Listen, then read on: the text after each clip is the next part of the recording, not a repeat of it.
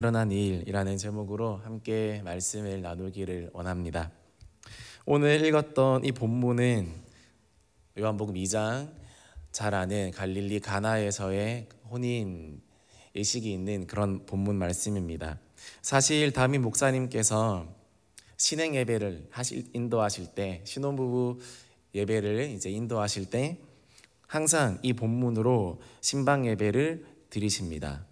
갓 결혼한 신혼부부에게는 딱 필요한 말씀이기 때문입니다. 본문 내용이 갈릴리 가나에서 있었던 결혼식, 그 결혼식의 이야기이기 때문에 이 본문은 참 신혼부부에게 막 결혼한 그 부부에게 참 잘 어울리는 말씀입니다. 그러나 오늘 이 말씀은 비단 결혼한 사람들에게 뿐만 아니라 모든 사람들에게도 적용될 수 있는 그런 말씀입니다. 오늘 본문의 핵심은 결혼식은 아닙니다. 결혼식인 것 같지만 그러나 결혼식 그 자체가 아니라 예수님이 우리에게 어떠한 분이신가에 대해서 말씀해 주고 있습니다. 오늘 이 가나의 혼례식을 통하여서 예수님이 어떤 일을 하셨고 그리고 우리에게 어떠한 분이신지 깨닫게 되어지기를 소망합니다. 먼저 결혼식 그 축제의 현장입니다. 결혼식은 갈릴리 가나에서 열렸는데 나사렛에서 북쪽으로 9마일 정도 떨어진 지점으로 추정이 됩니다. 이곳에 가면 가나 혼인 기념교회도 있고 그것을 기념한 그런 항아리들도 있고 그렇게 되어 있는 것을 보게 됩니다. 요즘도 그렇지만 그 당시에 결혼식은 아주 큰 축제이자 큰 행사였습니다. 그리고 동시에 거룩한 의식이었습니다. 당시 결혼식은 하루 이틀로 끝나는 그런 행사가 아니었습니다. 거의 일주일에 걸쳐서 이루어지는 아주 성대한 그런 공동체적인 축제였고, 그리고 남녀가 정혼하고 또 신부 수업을 받고 또 신랑이 집을 마련하는 과정까지 다 합치면 거의 1년에 걸친 그런 행사이기도 했습니다. 정통 유대인들의 결혼식을 잠시 보면 저녁에 결혼식을 시작합니다. 유대인들에게 시작은 저녁입니다. 아침이 아니라 저녁이기 때문에 보통 저녁에 시작을 하고, 그리고 서약서 같은 것도 막 씁니다. 서로 내가 그냥 우리는 이제 서로에게 일반 결혼식은 서로가 서로에 대한 서약을 쓰지만 이 유대인들은 하나님 앞에 어떤 가정을 이루어 나갈 것인가에 대한 서약서를 쓰고, 그리고 신랑과 신부는 같이 또 기도를 드리는 시간도 있습니다. 결혼식 안에 그 시간이 다 들어 있습니다. 심지어 결혼식 첫날은 어떻게 하는지 아십니까? 약 일주일간의 기간 동안에 결혼식 첫날은 신랑과 신부가 금식합니다. 함께 금식함으로 결혼식을 열어갑니다. 그리고 후파라는 천막을 칩니다. 내 기둥을 가장 가까운 친족들이 잡고 후파라는 천막을 치고 그 아래에서 결혼식을 진행하는 게 되는 게 의식인데, 이 안에서 여러 가지 상징적인 행위를 많이 합니다. 먼저 포도주를 서로 먹이고, 그리고 서로 먹였으면 다 먹은 포도주를 이제 땅에서 발로 밟아 깨트립니다. 여기에는 두 가지 의미가 있는데, 첫 번째는 유대인의 성전이 파괴된 그것을 애도하기 위함입니다. 여기에서 참 유대인들의 역사의식을 우리가 알 수 있습니다. 인생의 최고의 그런 순간에, 가장 행복해야 할 그 순간에도 자기 선조의 자기 믿음의 그 수치를 잊지 아니하려고 하는 저 유대인들의 그 마음, 그것을 알 수 있습니다. 가장 인생 최대의 축복의 자리에서도 민족 최대의 비극을 잊지 말자, 이게 유대인들이 가지고 있는 그런 정신입니다.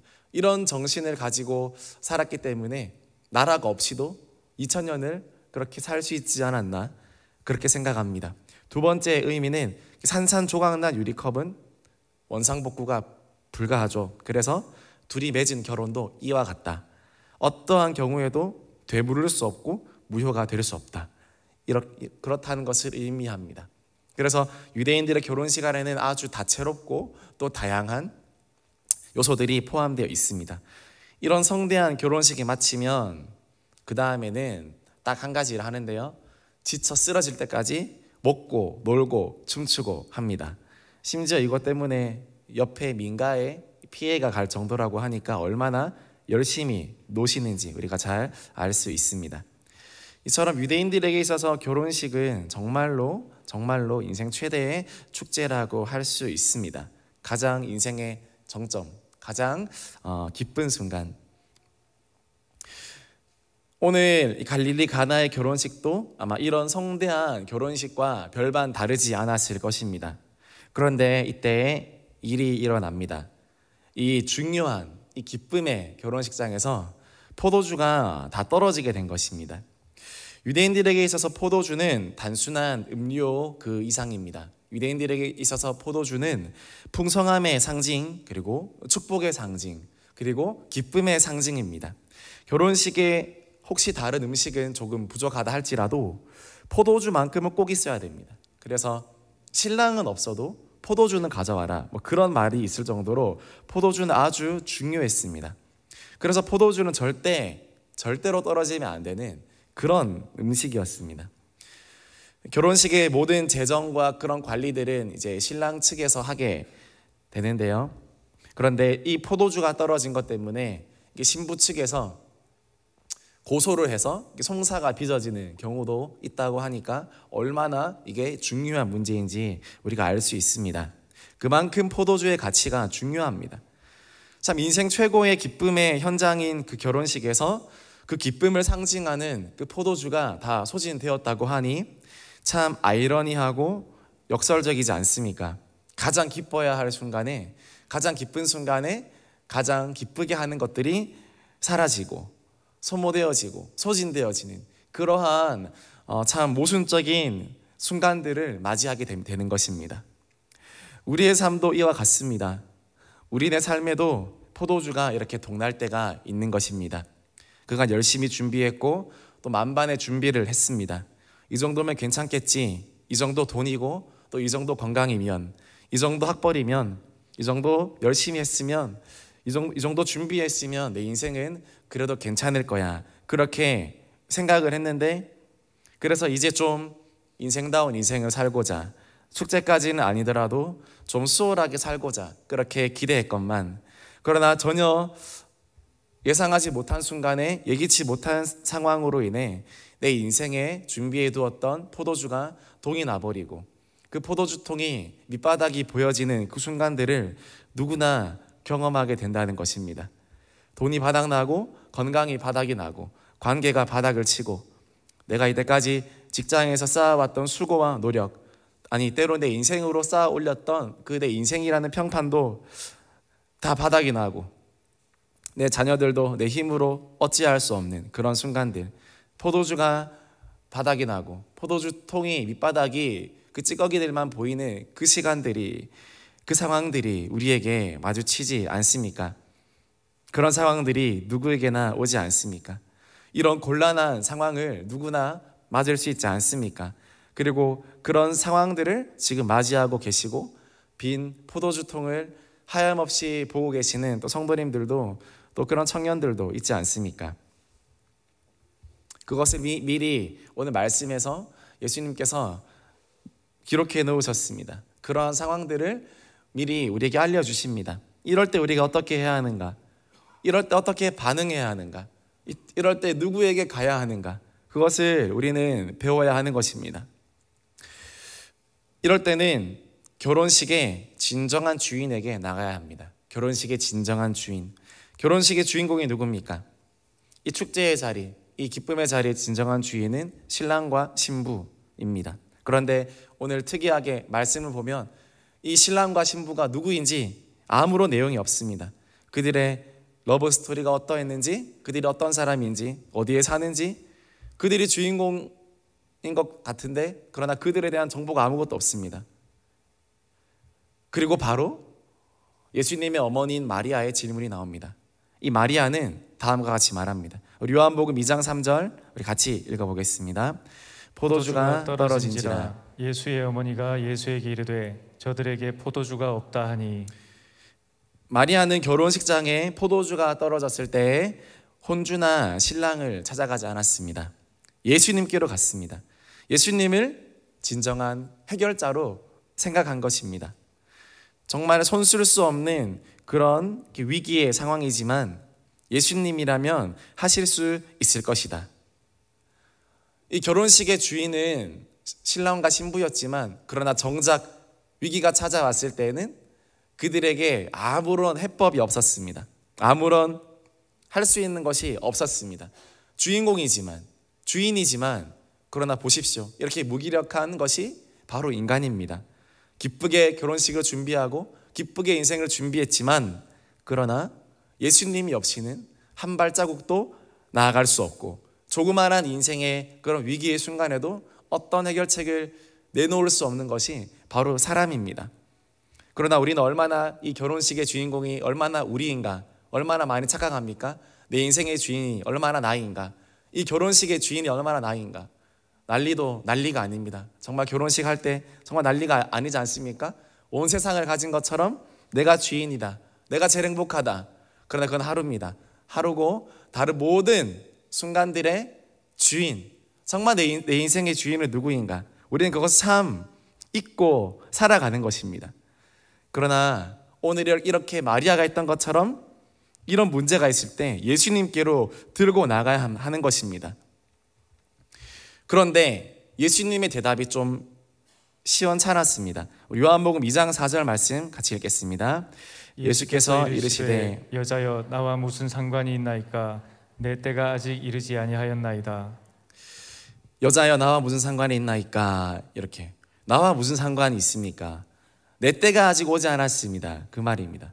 그냥 한 번에 딱 봐도 예수님이 그렇게 마음을 주지 않으시고 별로 관심이 없는 것 같습니다. 여러분, 그러나 예수님의 대답이 혹시 이렇다 하더라도 저는 마리아의 간청이 의미 없는 것이 아니라고 그렇게 생각합니다. 우리가 마리아에게 배워야 할 것이 이것이라고 생각합니다. 예수님의 반응이 어떠하든, 예수님의 반응이 때로는 시큰둥할지라도 나의 간청에 응답해 주시지 않던 나의 필요를 가지고 예수님께로 나아가는 그런 배포 있는 믿음, 그런 배포를 가진 기도를 하는 것은 정말 바람직한 일이라고 생각합니다. 기도할 때 하나님 눈치를 보지 않고 기도하는 모습은 전 정말 바람직하다고 생각합니다.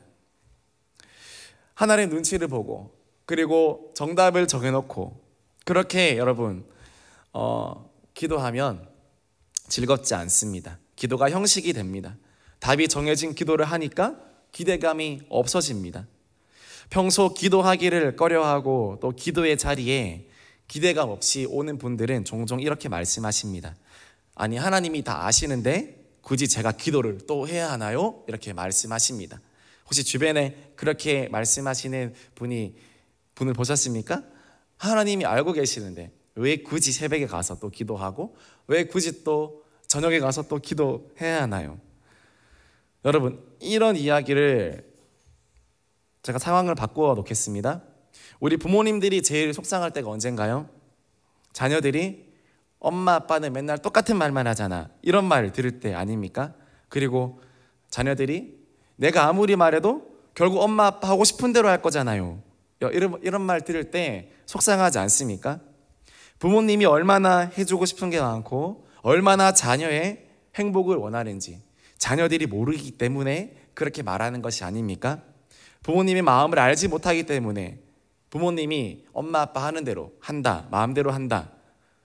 그런데 이런 태도를 하나님께 가지고 있는 사람들이 생각보다 많다는 것입니다. 이런 어린 자녀들, 이런 어린 아이들, 철없는 생각을 가진 아이들이 부모님께 가지고 있는 생각을요, 저와 여러분들도 하나님께 할 수 있다는 것입니다. 그러면서 하나님 눈치를 보고, 그러면서 하나님을 재미없는 하나님으로 만들고 기대하지 아니하고 소망하지 아니하고, 그런 마음으로 어떻게 기도할 수가 있습니까? 그런 마음으로 어떻게 진실한 기도가 나옵니까? 어떻게 깊은 관계에서 나오는 기도가 나올 수 있습니까? 그럴 수 없습니다. 언젠가 이찬수 목사님이 이런 말씀하신 적이 있습니다. 하나님을 악덕업주로 만들지 마라. 나는 하나도 안 행복하고 나는 하나도 안 기쁜데 그냥 의무감만으로 투철해서 열심히 교회 일하고 열심히 사역하고 하는 거는 하나님을 악덕업주로 만드는 행동이라는 것입니다. 그래서 이찬수 목사님 말씀하시기를 내 목회 가장 첫 목표는 내가 행복하는 것이다 이렇게 말했습니다. 내가 행복하는 것이다. 내가 행복해야 하나님이 영광 받으신다고 그렇게 말씀하시는 것을 들었습니다. 여러분, 내가 주 안에서 먼저 행복하지 않고 내가 먼저 하나님의 마음과 그 사랑을 잘 모른다면 우리가 열심히 살아가고 또 할 일은 하지만 그러나 그것은 한편으로는 참 하나님의 마음을 쎄하게 만드는 것입니다. 하나님의 마음을 참 한편으로는 아프게 만드는 것입니다. 누가 내 자녀가 부모님을 섬기는데 인상 쓰면서 이렇게 섬기기를 원하실까요? 어버이날에 자녀들이 책상에 앉아서 인상 찌푸려가면서 편지 써내려가는 모습을 보시면서 그리고 자기 지갑에서 인상 찌푸려가면서 돈을 꺼내긴 꺼내는데 그걸 담아서 부모님께 드리는 그 모습 볼 때 여러분 어떻습니까? 부모님을 악덕업주로 만드는 거 아니겠습니까? 그런데 이런 모습을 여러분, 저와 여러분이 가지고 있다는 것입니다. 여러분 정말 행복하십니까? 정말 하나님 앞에 정말 하나님과 관계 가운데 내가 존재하고 나아가고 계십니까? 뭔가 매너리즘에 빠져 있고 뭔가 기대감이 없고 뭔가 새로움이 없다면 우리는 돌아봐야 합니다. 우리는 돌아봐야 합니다. 내가 지금 어떤 하나님을 기대하고 있는가? 내가 어떤 하나님을 기대하고 있는가? 하나님은 좋으신 하나님 아버지십니다. 그리고 그분은 좋은 해결자이십니다. 그분은 우리가 정말 생각하고 또 간구하는 것보다 더 좋은 것들을 많이 베풀어 주실 수 있는 위대한 하나님이십니다. 우리의 상식을 깨트리는 하나님이십니다. 저와 여러분도 너무 잘 배워서 하나님이 상식 속에 갇혀 있습니다. 나의 믿음이라는 틀 안에 갇혀 있습니다. 나의 사고방식 속에 갇혀 있습니다. 너무나 잘 배워서. 그러나 참 한편으로는 역설적이게도 그러기 때문에 기대하지 않고 하나님은 이런 하나님이야 라고 단정 짓고 더 이상 새로울 것이 없는 그런 신앙생활을 10년, 20년, 30년 영위해 가는 사람들도 참 많다는 것입니다. 여러분 절대 그렇지 않습니다. 어떻게 주일학교에서 배운 것이 어떻게 우리가 평생 동안 배웠다 하더라도 하나님은 그 넓고 깊고 높이가 끝이 없으신 분인데 우리는 얼마나 쉽게 하나님을 작은 상자 속에 가두어 놓습니까? 우리는 얼마나 하나님을 쉽게 그렇게 단정합니까? 하나님은 이런 하나님이지, 하나님은 저런 하나님이지. 아닙니다. 하나님은 하나님이십니다. 우리의 생각으로 가둘 수 없고 어떤 공식과 원리로도 가둘 수 없습니다. 우리의 생각보다 더 좋으시고 우리의 생각보다 더 위대하시고 우리의 생각보다 더 우리를 위하시고 우리의 생각보다 더 우리에게 관심이 있으신 그 하나님이신데 그 하나님께 기꺼이 모든 문제를 가지고 주님께 나아와서 기도하면서 나아갈 수 있는 저와 여러분들이 되어지기를 정말로 주님의 이름으로 축복합니다. 하나님이 진짜 필요하면 기도하게 되지 않습니까? 정말 필요하면. 그래서 정말이 좋으신 하나님, 이 인식이 정말 중요합니다. 이 좋으신 하나님 아버지 꼭 내가 그렇게 인식하시고 그 하나님을 인정하셔서 정말 여러분이 기도하실 때나 여러분 또 앞으로 나아가실 때 정말 하나님의 선하심을 맛보아 아는 그런 은혜를 저와 여러분들이 정말 경험하게 되어지기를 주님의 이름으로 축복합니다. 이때 이런 예수님의 시큰둥한 반응이 있었지만 그러나 마리아는 대단합니다. 마리아는 예수님을 앞서서 하인들에게 먼저 믿음으로 명령합니다. 믿음으로 준비시킵니다. 우리 요한복음 2장 5절 말씀 같이 읽겠습니다. 그의 어머니가 하인들에게 이르되 너희에게 무슨 말씀을 하시든지 그대로 하라 하니라. 예수님의 예스라는 승낙이 오지 않았음에도 불구하고 마리아는 벌써 믿음으로 행동하는 것입니다. 정말 소원대로 믿음대로 그렇게 행동하는 마리아의 모습을 볼 수 있습니다. 그리고 하인들에게 말하는데 무슨 말씀을 하시든지 그대로 하라. 사실 하인들이 제일 일을 잘 압니다. 하인들이 결혼식을 한두 번 해보았겠습니까? 포도주가 혹시 떨어진 상황도 아마 경험해 보았을 것입니다. 그러면 어떻게 해야 되는지 아마 잘 알고 있었을 것입니다. 그러나 마리아는 말하기를 예수님의 말씀을 믿고 따르라. 무슨 말씀을 하시든지 그대로 하라는 것입니다. 무엇입니까? 경험보다 말씀을 선택하라는 것입니다. 경험보다 말씀을 선택하라. 우리 함께 따라해 보겠습니다. 경험보다 말씀을 선택하라. 말씀을 선택하라. 그렇습니다. 우리가 하나님의 능력을 바로 코앞에서 놓치는 이유가 무엇입니까? 말씀보다 우리의 경험을 먼저 앞세우기 때문입니다. 그래서 하나님의 능력을 경험하지 못하는 순간이 아주 많은 것입니다. 그러나 우리가 끝까지 말씀을 붙들고 말씀에 순종할 때 기적이 일어나게 될 줄 믿습니다. 하나님의 말씀과 나의 경험 사이에서 줄다리기 하는 영역은 어디입니까? 여러분의 삶 가운데 하나님의 말씀이 있고 여러분의 경험이 있다면 여러분 무엇을 선택하시겠습니까? 하나님의 말씀과 내 경험 사이에서 씨름하고 있다면 하나님의 말씀에 우리가 주도권을 넘겨드려야 하지 않겠습니까? 오늘 본문에서 하인들은 참 귀한 일을 많이 합니다. 오늘 본문의 숨은 MVP들입니다. 예수님께서 이렇게 말씀하십니다. 요한복음 2장 7절에서 예수께서 그들에게 이르시되 항아리에 물을 채우라 하신즉 아귀까지 채우니 라고 했습니다. 아귀까지. 여기서 쓰는 돌 항아리, 신약에서 쓰이는 돌 항아리들은 용량이 약 100리터 정도 되기로 추정됩니다. 많게는 120리터. 1리터가 1kg라면 이 돌 항아리에 물을 아기까지 채우면 몇 킬로일까요? 최소 100kg 정도 나가지 않을까요? 그런데 돌 항아리 무게도 만만치 않을 것입니다. 그렇다면 거의 600, 700, 800kg 이 6항아리의 물을 다 채우면 그 정도의 아주 무거운 무게가 되는 것입니다.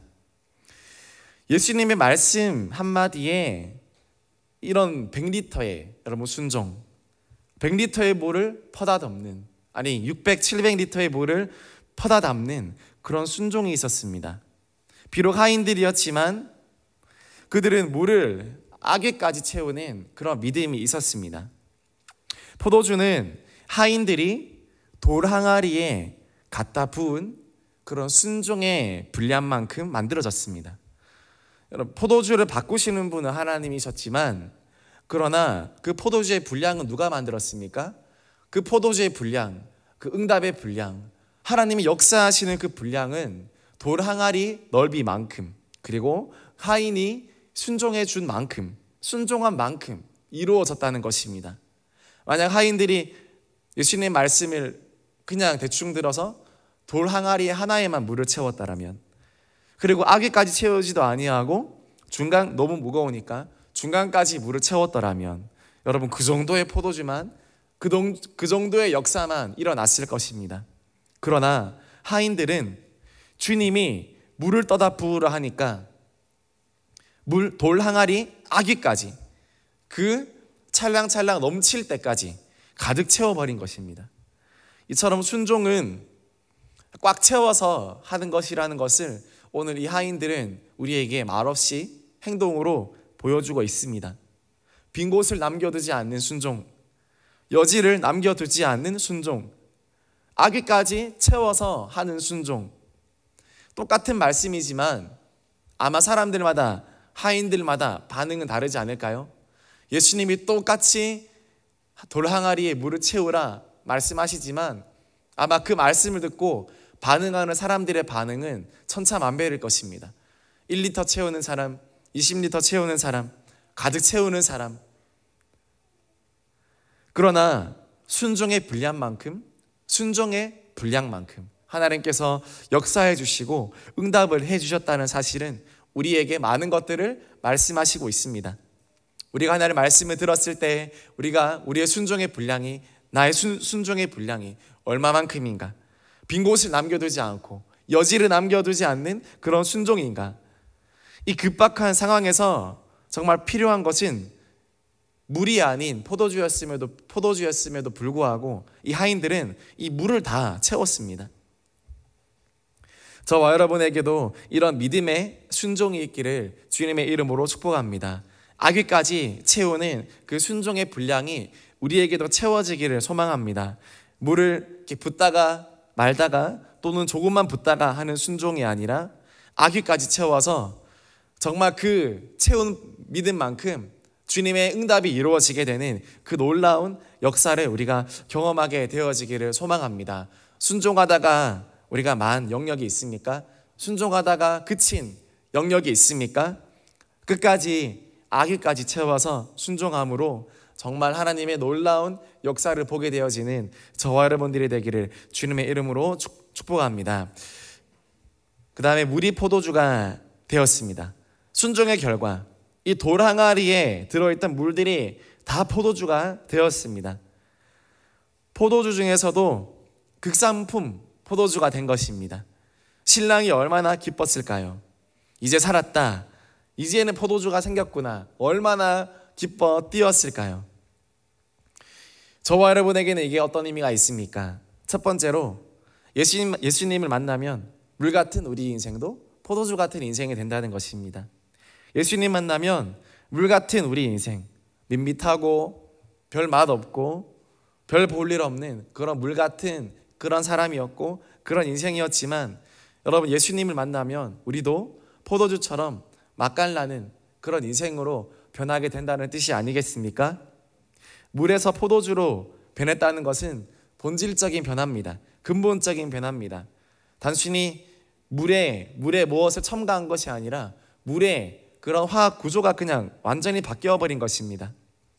우리의 삶도 예수님을 만나면 몸이 건조한 삶에서 예수님 때문에 매력있고 맛이 나고 그런 향기로운 그런 삶으로 바꾸어 주신다는 것입니다.